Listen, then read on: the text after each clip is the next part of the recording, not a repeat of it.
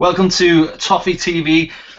This special hangout edition with me, Ped and Baz. Obviously, with it being Easter, family time for Baz, family time for everyone. We couldn't get in the pub, but we wanted to make sure we did the show no matter what. So we've decided to do this hangout, which is good because we can do it live, and it means we don't have to edit any videos. Okay, we've got messy backgrounds or some no backgrounds if you're Baz. In fact, Baz looks like he's locked in the Blair Witch cupboard or something. But anyway, I digress. 3 wins on the row in a row, Baz. We are going upwards and onwards into. We're looking like we're going to finish top half. I mean, could you dreamt of such heights only mere weeks ago? Heading towards the upper echelons of the Premier League. It's a tough one, isn't it? Because we spoke about this a few months ago, and we both looked at the fixtures going into those final 10 games and felt we could win 5 of them at least, and people were laughing, saying we're not going to win 1 more game, let alone 5. But look, the way the season's panned out, nothing was guaranteed. But Europe's come and gone, and we've picked up our Premier League form. And 3 wins out of 3, marvellous stuff.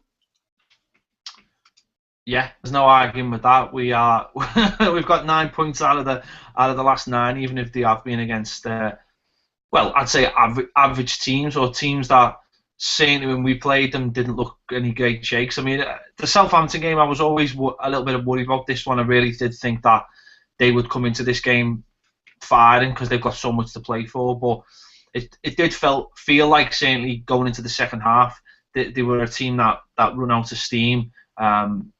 Very much like I think a lot of teams in that position do. Certainly, not this time last season, but towards the very, very back end of last season, it's something like we did. I think it's something obviously which happens to teams that don't have massive squads and have to stick to the same players all season. It catches up with them.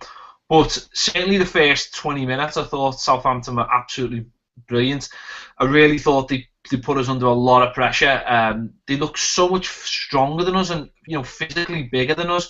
And with Klein on the right-hand side, I just thought, he looked like he had the better of Osman and Baines, and everything he put into the box was just dangerous every time. Yeah, I was disappointed with them, to be honest with you. Just to answer the first part of your question, I remember saying on last week's show to you that it could be like last season when we went down to their place needing the win to keep that Champions League dream alive, and they were kind of just playing and going through the motions, and it worked out in the home team's favour. And I felt as though it was something that could certainly happen for us this weekend. I was quite disappointed in Southampton, to be honest with you. I know what you're saying about that opening 15-20 minutes, but for me, he was just a long ball side. That's all he were. He just whacked it up, high to Pella, tried to get runners around him, and it was quite basic. And I think it played into Everton's hands, I think, because it was so basic. Do you think they played like that certainly because they just didn't have the energy, because they just didn't have the energy to get up and down the pitch? I think certainly the first 20 minutes, I think they did, use a lot of energy. They really did put us under the caution, and I suppose once we got that goal, which we'll talk about in a moment, I think that sort of took the steam out, the wind out of their sails. I mean, they had a good goal for about 10 minutes after we scored, but once they came out into the second half, it really didn't look like they had anything in them at all to challenge us. And I do put that down to squad size and the fact that these teams, and we have to put ourselves in that bracket certainly this season with European football, those kind of teams really do struggle, and this is why it will always be tough for a team like Southampton, for a team like Everton, even a team like Spurs, to break into that top 4, because the squads just simply aren't there. Even someone like Liverpool, last season they did fantastically well, but they didn't have that European football. Now they've had it this season. It looks like they're going to fall just short of the Champions League, and it does show how ridiculous it all is, isn't it? Once you get in the Champions League and this financial fair play as well, it's I've heard that a good way of looking at it is that people are saying is that, they've pulled the rope up behind them, they've pulled the ladder up behind them, they're all right now, they've got the money, they're in the Champions League. Everyone else is chasing them now, and we're actually hindered by the fact that FFP's come in. This was always the fear with it, wasn't it? When we spoke about trying to make things fairer for everybody, the way it's worked out is it's actually more unfair now than it's probably ever been in terms of being able to catch up with those kind of sides. It does look to be a closed shop the way the current format is. In terms of running out of steam, I don't know. It's a tough one. I just think Southampton have kind of met us at a time when we're getting a little bit of confidence together, looking a little bit more solid. They're probably on the other way a little bit, struggling a little bit, like you say, maybe not as energised as they were kind of January, February time. But I don't think you can take anything away from Everton. I think they stuck to the game plan. I think Jagielka and Stones were fantastic. I think the keepers made 2 marvellous saves, to keep the score, to keep Southampton out.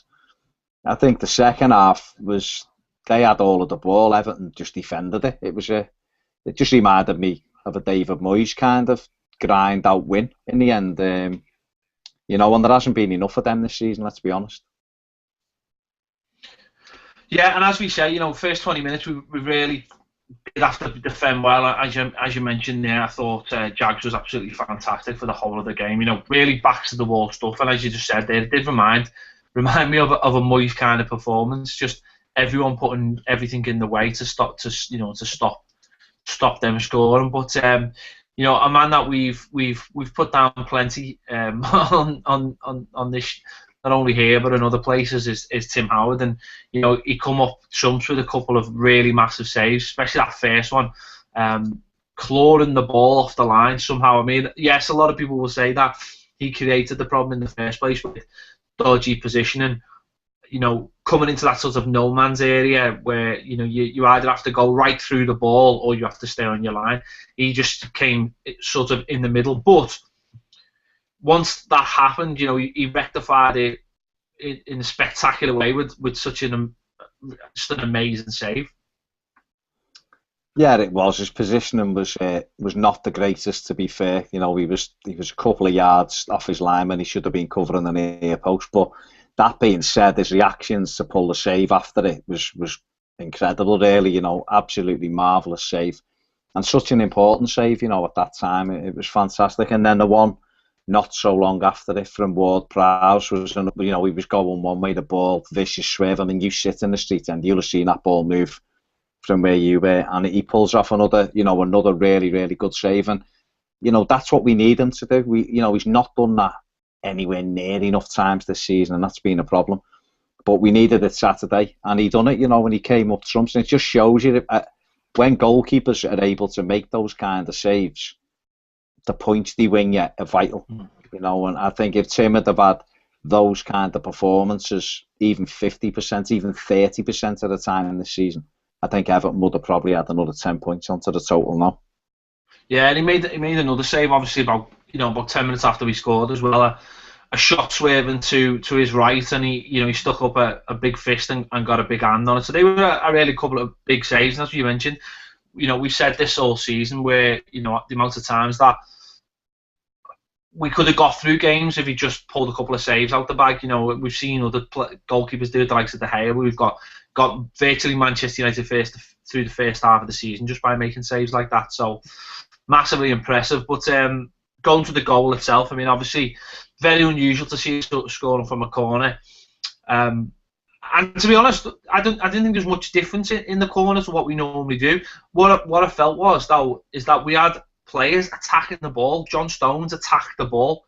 He didn't just allow a defender to just get a clean header on it. He attacked the ball, and by doing that, the ball stayed alive in the box. A neat pull back by Gareth Barry, and Jagielka just gets a toe on it, and it's in. And I think that makes such a difference when you just try and keep the ball alive and not just allow a defender just to get a simple clean header on it, or a goalkeeper just to get a pair of hands on it or a punch on it. If you actually go in there and throw your body in there, even if you don't make a clean contact, it causes panic, and it gives you a chance to get to get something out of it? Definitely. I mean, we've sat here and bemoaned the set pieces all season. Well, probably for about 18 months, and we've scored a goal in Kiev from a corner, and we've come up with one here, one out of the one straight off the training ground, shall we say. But no, it was good to see players attacking the ball. Stones, it was a ball in, and John Stones just threw himself at it, and all credit to Gareth Barry. He's kept it alive, put it back in there, and Jags has finished it with a lovely little finish, sweeping it home. And it just shows you the importance of those set pieces in a tight game. That's been the difference. That's been the goal. It's been the difference between the two sides. And if you can work on those, look, we know that the manager isn't a great fan of set pieces. We know that, but to kind of totally disregard them as almost anti-football is a bit bizarre when they can win you the game. And football's all about winning points, isn't it? And for me, I'll tell you what, I wouldn't mind 7 more wins off corners for the rest of the season and win every game 1-0 with a set piece. I'd be delighted. It shouldn't stop you doing what you do as a basic form, your basic philosophy, but it's a good weapon to have in your armoury. All the best sides have it. And it was good to see us getting, profiting from one at the weekend. Yeah, and as you say, I mean, it can make the difference, can't it, in a game like this, which was so poor and so lacking in chances. I mean, we only had one shot and it went in, and that just shows you, that's the difference in games. That's where, teams can get half the points in the season.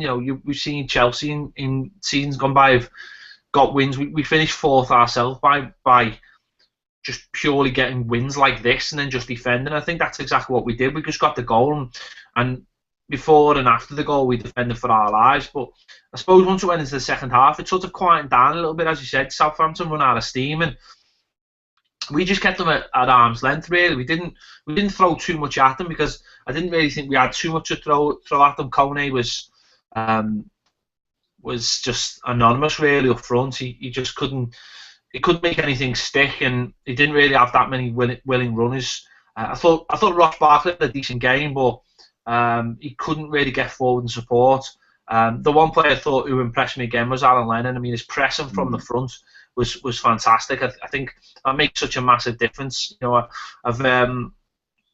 I've sort of this week sort of said, he reminds me a little bit of Andy Johnson in a way, and what Andy Johnson used to do for us, just making things out of nothing. I mean, it was different when Andy Johnson was in the team because obviously he was the centre forward on his own. A lot of balls would just be thrown up to him just to make something happen, either to get a corner or a throw in, and just be able to play from a higher up position on the pitch. But with Aaron Lennon, what he seems to be doing is just winning the ball back, just pressing the ball. And where we, spoke earlier on the season about how many times we were getting caught in possession in the back four, now we're catching teams, at the back or certainly in defensive midfield, and it's allowing us to play up high up the pitch. And obviously, if that happens, then there's less chance of someone scoring against you. Definitely, he's been fantastic with that aspect of his game. He's so quick and bright, but his hard work, with it has been.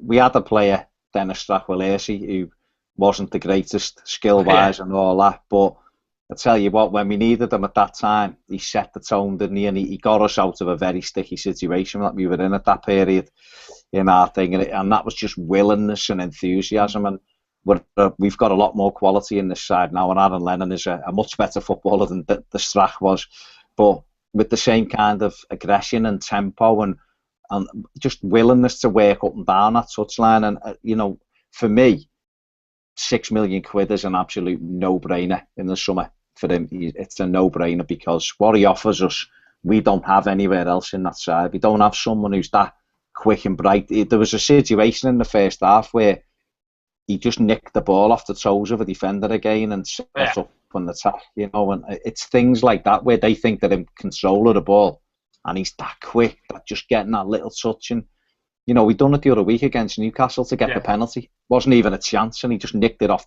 Gouffron's foot and was caught. And that penalty put us out of sight in that game. And I think those kind of players are massively important. And I think, like I said to you, for me, he would be the #1 target in the summer in terms of just getting him tied down. He wants to come here. Luckily for us, we started winning games, so he knows that we're a decent side. And I think Aaron Lennon as a permanent Everton player will be something I'd be very, very interested in the summer. Well, we'll talk a little bit more about targets in a moment. But if anyone wants to get, anyone watching who wants to get involved, there's a Q&A button on the video on YouTube. Just press the Q&A button, and the questions come straight in our screen for us. It's better than us trawling through Twitter and have people asking us to talk about Clobber and the local music scene. I'm afraid I wouldn't have a clue on those things, to be honest. Solely football and thereabouts. But yeah, I mean, there wasn't too much to write home about. But the one thing you would say is that, if we had more games like this during the season, more of these scrappy 1-0 wins, more defending like this, just backs to the wall stuff, or certainly getting through the periods of a game where where you are going to come under pressure. If we can get through those periods with no nonsense defending, we'd have 15, 20 more points, and then we'd be knocking on the European door. So certainly following like the European games, or something like that, or even worse, you'd like to think that if we'd gone over to Kiev and defended like we did in the first half on Saturday, we could have come away with a result and still been in Europe. So I suppose from that side of things, it's a little bit disappointing that going back to basics is sort of happened by default, because we've had to get those points just to make sure we're safe in the table. But you just think and we've mentioned this all season, if there had just been a little bit more of that during the season, we'd be a lot better off, and we would still be able to play football when we need to play it as well. Yeah, but you'd hope that this is a learning curve for them, wouldn't you? You'd hope that the players, can see that the validity of playing both ways, being able to stick a foot in, being able to be nice and tight and work hard, and being expansive when they've got the football. That's what it's about. And we've been far too open for the majority of the season, and it's done us no favours. So, at the end of the day, it's about taking it forward. Now, we can't look back. We can only look forward, and the only way to do that is try to marry the two together for next season. That's all you can look to do now, isn't it? There's no question about it. Had we turned in this kind of performance, we'd have won a lot more games than we have done. But, we are where we are. I think the problems have been kind of well documented all season by us every week, really. But, it is what it is, isn't it? We're where we are. It's about now we've got 7 games left, trying to win as many games as we can. And we'll need to put in a couple of performances like this with the games we've got coming up. Yeah, definitely. I mean, a good solid win. It leaves us with 37 points, which should mean now we can relax for the rest of the season. Well, not relax, but certainly look at other things. Look up, trying to get that top 10, and certainly maybe blooding a few players in the squad for next season, and maybe give the likes of Ross Barkley a run out in a position that he's more favourable to play in, or possibly bring someone like Pienaar back in the team. But following on from this game, I mean, obviously, there's talk now of next season, and obviously the squad and the squad depth, and we all know that it looks like there's players like Alcaraz who are going to leave the club, like the likes of Distam. Gibson's injured again. You can never be sort of secure about his future. Kone, he just looks short to me. Osman could possibly be there or thereabouts his last season. You've got like Tony Hibbert. There's obviously still the rumours about Morales. Luke Garbutt still hasn't signed the contract. So there's a lot of players there. Phil Jagielka did an interview today regarding obviously the squad, and what he thought. Now he basically came out and basically said, don't expect massive changes in the summer. Don't expect sweeping changes, which in a way, I find that sort of. I feel like he's dampening down the expectations a little bit. I mean, I hope he's just sort of doing that for the sake of it, because he's just trying to be sort of a club man. I mean, his own words where I wouldn't use the word overhaul. We've proved that we're still we're still a pretty good team, and it's just finding the formula. We've had quite a few lengthy injuries to key players, and some that are obvious and some that are not so obvious. It's about making sure we stay fit and sign progress for the rest of the season, try and get a healthy squad for the start of next season.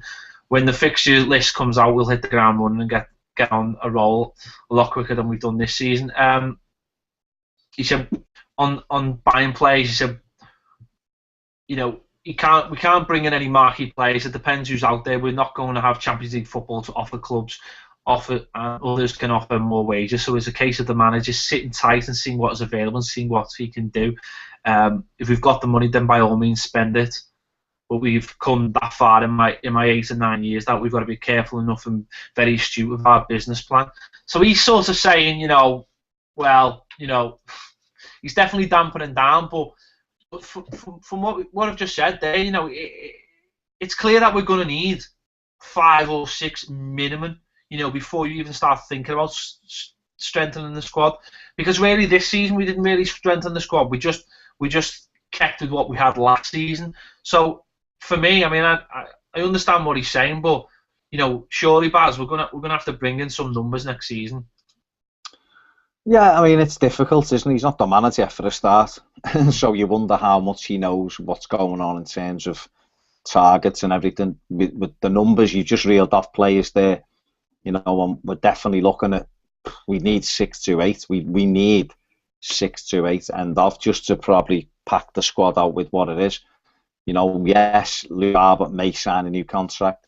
Yes, Brendan Galloway may be, bumped up to the first team squad as a filler, people like that. But, like you say, Alcaraz, Distan, probably Tony Hibbert. I expect Morales to go. I don't think Darren Gibson will go anywhere because he's still under contract, but we can't rely on him. So there's them kind of things. We're definitely going to need big numbers, but we need some real quality in there. I expect Tom Cleverley to sign. Don't get me wrong, I'm not saying he's Zinedine Zidane, far from it, but he's at a good age, but he's on a free. Ayew over at Marseille is another one Everton have spoken to.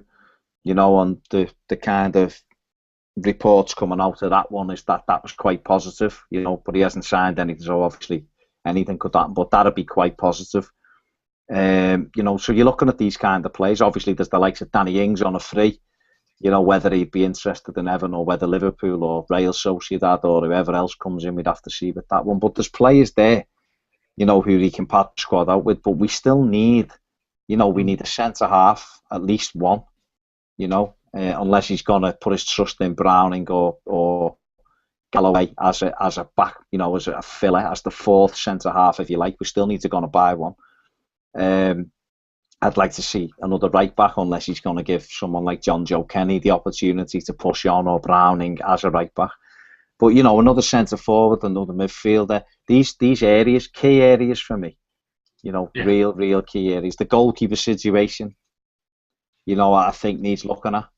So we're definitely looking between 6 to 8. But it might be that he gets four Bosmans in. You might get a couple of loans in, just talk of Deulofeu come back on loan again. Another couple of other Spanish players we've been linked with as well, maybe as 12-month loans. And then maybe spend, some money on 2 or 3 different types of player. We definitely need a centre forward to go with Lukaku to assist them. I think Kone does a job in a certain role, but if you're looking for goals, I don't think he's going to be the answer. He's the answer in terms of being able to play with Lukaku and give us something that Rom doesn't give us. But we need someone who's gonna come and score goals for us. Someone like Charlie Austin. Maybe if Queen's Park Rangers went down, the kid's I think he's got about 16 or 17 goals himself this season in the side that's in the bottom 3. Whether he's Martinez's type of player, I'm not so sure, but he's a big, strong lad. He knows where the net is.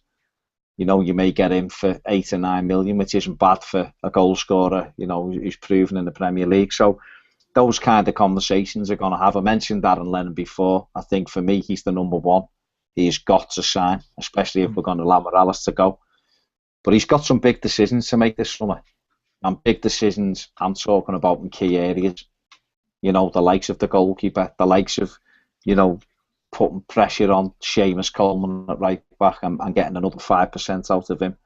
What do we do at left back? You know, with Baines, does he stay there? Do we go out of our way to get Garbutt signed? You know, we've got a problem in midfield if Gibson's not going to be fully fit, or Gareth Barry, you know, for next season. Is he going to be a mainstay again, or do we go with Bezic and McCarthy in there, or, you know, where does Ross play? You know, I think there's a lot of questions bouncing around for Bobby at the moment, and for me, these are questions that need answering. Definitely. Just to wrap up what Phil Jagielka said, he said we've still got a lot of talent here and plenty of lads with a lot to give and a lot to prove. So there are a few ins and outs, but I can't imagine there'll be a massive signing. But I'm not privy to what finance that the club has got to spend and how many players the manager feels he needs, which is fair enough. He's just a captain after all, and he was just asked a question. But you know, it is interesting. We'll just have to wait and see. You know, what we've got. But as I say, I mean, it's not, from where I'm sitting, it's not just a case of, oh, we need 1, 2, 3. You know, when we look at the what looks like the outs are going to be, we're going to need a few. Couple of questions coming on the Q&A from Greyhounds now. Martinez has not done great in the transfer market in general, in my opinion. Does he need to buy a few type of player and not McGeady and Alcaraz, etc.? If Christian Atsu was the player of the African nations, why would we be interested in Ayew? I think Ayew's done it for a longer period, albeit in France. He's a starter in Marseille. You know, he's had a lot of clubs looking at him over the years. Atsu has been a massive letdown. I think on occasions he's looked as though he's got something to give, and then almost 2 minutes later he looks like he shouldn't even be out there on the pitch. He looks like a little kid. I think Ayew's done it over a period of time, and that's why he's got people interested in him.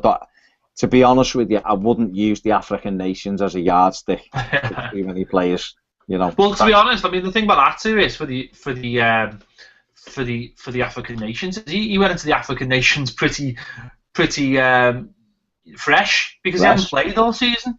You know, everyone else had played the best part of 3 or 4 months. He went into it fresh because he hadn't played. So I mean, that's probably one of the reasons he was so good in it. Yeah. So I mean, as I say, I think personally we need a few. But I asked earlier on Twitter anyway what other people felt we needed. Let me just get those up. Can't find them. Graham Langley said Alcaraz, Distan, Hibbert, Barry, Gibson, Coney, Morales, Howard all to go. Squad numbers. Squad numbers. We're great. Just the players we had not ready good enough to come in, so just need to equal what goes out. Manny says we need 1 goalkeeper, 1 centre half, 2 wingers, 1 striker minimum. Promotions for Browning, Galloway, and Ledson. Mark _1878 says we have been saying for months we need a football manager style transfer window. 5 or 6 out and 9 or 10 in. Ian Merelity said keeper, another right back, 2 centre halves, 2 wingers, 2 strikers, 8 needed. Bring on the Bosmans. Manny says Richards, Ayew, Cleverly, Ings all on free. Again, pretty much saying what you said. Who else we got? Jeremy F says at least 8. We'll probably only get half that though. John Pringle says we need a goalkeeper, 2 centre backs unless Browning is ready to step in. A centre midfielder, 2 wingers and a striker. I would go for Azengo and Indigo Martinez. He also says Alex Dragoff, Kai from Swansea, Alex Song, Lennon, Delafeu, Ayew, Redmond, Charlie Austin, Danny Ings. It's a bit of a list. Defo football manager. Yeah, Steve Rushton said for the first team, a keeper and a left-sided winger midfield is absolutely essential. The rest are fillers. But pretty important fillers when you think about it, you know, because, you know, if you've only got two centre backs on the books, you need another two. You need another two centre backs. Pretty much what we've been saying. I think what the majority of people are saying is that if we can bring 4 in and maybe promote another 4 from the under-21s, then we should have enough. And I suppose that's what we should be looking to do. I suppose you don't want to just bring in a load of players. There are young players there, the likes of Ledson, who are ready, maybe possibly Hennon's ready to come up as well, or saying at some point next season ready to come in. Galloway, we want to see these players, don't we? Because look at John Stones, he got his chance and he took it, so hopefully these kids can do it as well. Definitely, and the other thing to remember is we've got no European football next year either, so we're kind of 6 games later for the first 4 months of the season, aren't we? So, and let's be honest, we'll probably go out the Carling Cup in the first round, the Capital One Cup in the first round or something anyway. So obviously the demand on the squad won't be the same. I think the most important thing for me would be squad promotion, would be kid promotion, getting likes of Hennon, Galloway, Ledson, Browning all involved in that. Chris Long as well is a name that I want to see in that squad. Then the other 3, 4, 5, whatever it may be, real quality. Really, really step up the quality, because I think numbers-wise, it's great having numbers. It's great having 30 players, but if you've only got 11 who are quality, you're going to struggle at some stage. So that for me is a big thing. But that's certainly what I'd be looking to do anyway. Would you like to see any of them players come in now? In the squad for the rest of the season. Just to bed in for the rest of the season. Yeah, definitely. I mean, I think there's certainly a place, at least one place in that matchday squad for the last 7 games to vary for Ledson, and for Browning has been in and out for most of the season. I think the likes of Ledson, I think definitely Hennon. Hennon's a very interesting one. Good feet, pacey. But I think Galloway and Ledson would appear to be the two that look almost ready to step into that group now, and try and get them 10-15 minutes at the end of a couple of these games as we go forward. Yeah. The problem is what we said before, is the money for where you finish, isn't it, each place? But just even getting a couple in on the bench, so that possibly they can come off the bench and be part of the first team. I mean, it happened with Luke Garbett last season. He came into the squad and he got his game against Southampton. He was in there for the Southampton game. So just to have a couple of them in, just near about the squad, just to get them used to it, because as we've mentioned, there's a couple there who are in the squad at the moment who won't be about next season. So why don't we just think about getting rid of them now and just concentrating on the future? Yeah, I agree. It's pointless having a couple of those players like Alcaraz on the bench, because he's not going to be here. Now is the time to start planning for that future. And there mightn't be another time for a while where, if we can say we can get a result at Swansea at the weekend, then it really is done. If we were to go and win at Swansea, 41 points, no one's catching us, then we mightn't get this opportunity for a few years where we're in a position, hopefully we won't, hopefully we're in a position this time next year where we're trying to get a place in Europe or trying to get a place in the Champions League or something. It won't be kind of the opportunity to blood a few youngsters and see where they are, But it does feel like this is definitely a summer where we do need a major overhaul. No matter what anyone says, this is the summer. With all them players. I mean, everyone can reel off 6, 7, or 8 players that really are not going to be massive parts of the squad or even in the squad next season. So this is definitely the time. And if there isn't the money there, or certainly he's got targets that he feels like he wants to spend money on, like he did this season with Lukaku, then those kids are going to have to step up at some point, whether they're ready or not, I suppose. There should be money there, though. No, listen, there definitely should be money there. I mean, if there isn't, that'll be the question, won't it? I mean, a lot of people are getting upset at the moment, regarding the squad. I mean, we'll know in the summer. People, obviously, we did the video a couple of weeks ago, the 20-year video, and a lot of people are very upset about that and keep banging the drum. Now, we're going to find out what the situation is, because there should be money. I mean, we're in the most lucrative time of the Premier League ever. Massive TV deals getting signed. None of our players are on massive wages compared to other clubs. I know it's all relevant, but at the same time, there's no one knocking on the door at the moment and saying, I want a big contract. So, we'll have to wait and see. I mean, it wouldn't be a bad thing if a couple of them were knocking on the door and saying, I want a big contract, because, then that at least alleviates the idea that people might be leaving the club. But certainly, I mean, it's relevant, and we should have money to spend, and we'll find out in the summer what the situation is, and we'll see where the anger levels sort of go to in that time. We'll wait and see. Obviously, Swansea on Saturday. Swansea currently in 8th position. I think they need a couple of more points to get their best ever points tally in the Premier League. And really, they've had a brilliant season when you think about it. When you think about last season, they had a season very much like we've had this season. They were in Europe, in the Europa League. They couldn't really deal with both like we haven't been able to, unfortunately. They lost, Bone leaving to City. Everyone thought that might be a massive drop off for them losing him, but Gomez has stepped in, and they're doing really, really well. They've won 5 of the last 10 games, and they're sticking up there, and they've got an outside chance at the moment for European football. Yeah, Gary Monk's done a fantastic job there. He's kept it going, hasn't he? They ticked along quite nicely. They had a good start, then dropped off, and have come back on. And like you say, everyone then expected them to drop off when Boney moved to City, but no, they've just kept it going. And they've got goals. They found goals from Sigurdsson. He found goals from Gomez and Key and other players. Ethan Dyer, people like that have got them goals when they've needed it. So they've done really, really well. But we've got a decent record against them, bar the Capital One Cup. So I see no reason. We haven't got a decent record against anyone in that thing, have we? But I see no reason why we can't make it 4 wins on the spin at the weekend, personally.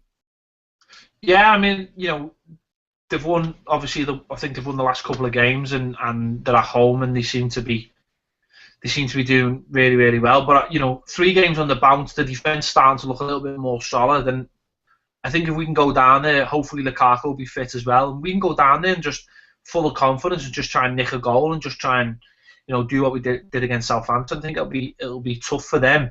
As you mentioned, apart from the League Cup this season, we've got a fantastic record against them. Unbeaten in the league against them, which I'm sure they'll be using as their motivation, and certainly the fact that there is an outside chance if they can catch Southampton, and I think if Liverpool get Arsenal in the cup final, then European spot will go down to 7th. Then they'll think they can just nick it if they've got the momentum going up in the last few games and Southampton's momentum's coming down. So it's a big game, but I suppose for us, again, Roberto Martinez has come out and said he wants us to win every game, and everything you hear at this time of year when the flip-flops are on. But it is important, isn't it? Because at the end of the day, it's been a wretched season, and okay, we've won the last 3, but these players have got to prove to the fans that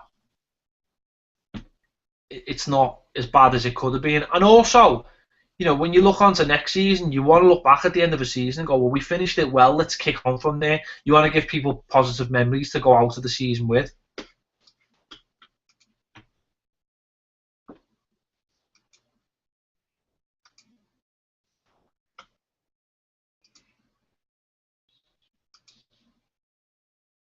Going. Winning 3 games on the run, was a big thing. Can we make it 4? Can we get another couple of wins? If we can do that, you look back at the kind of final third that Roberto always likes to refer to, and see that it was quite positive in the end. And you'd hope that momentum will then carry us through. We can try to forget about what went on for 2/3 of the season, and see what happens. But you can never tell really what's going to happen. But you'd like to think that we will build a bit of momentum, give the squad a little bit of an overhaul, and then move forward from then on. So, prediction for the game? 2-1 Everton. I'm going to say 2-2. I'm going to go for a 2-2. Be all right. That'll be okay. Keep the momentum going for the last few games of the season, and just try and finish the season as strong as we can, and hopefully get, as I say, I'd love to see a couple of kids on the bench as well. Try and get a couple integrated. A couple of the lads that have just come back from the Dallas Cup, maybe get them on the bench, whether it be Ledson or Galloway or Hennon, who seems to have come into the under-21s late, but now seems to be sort of well ahead in his development. So that'll be an interesting one to see what happens, right? Big thanks to everyone who's watched live. Big thanks to everyone who's interacted with us on Twitter or on YouTube. Don't forget, leave your comments on YouTube. It is youtube.com/AFCTV1, Toffee TV1 on Twitter as well. Hopefully next week we'll be back as normal, back in the pub. Hopefully have a guest if we can as well and do things normal. Get us on Periscope as well. Hoping to do more live things with Periscope as well, like everyone else seems to be doing at the moment. It only come out last week and everyone's using it already. It'll be all that soon, Baz. There'll be some other new thing. Baz is not listening. He's not bothered. Right. Thanks everyone for watching the show, and we'll catch you later.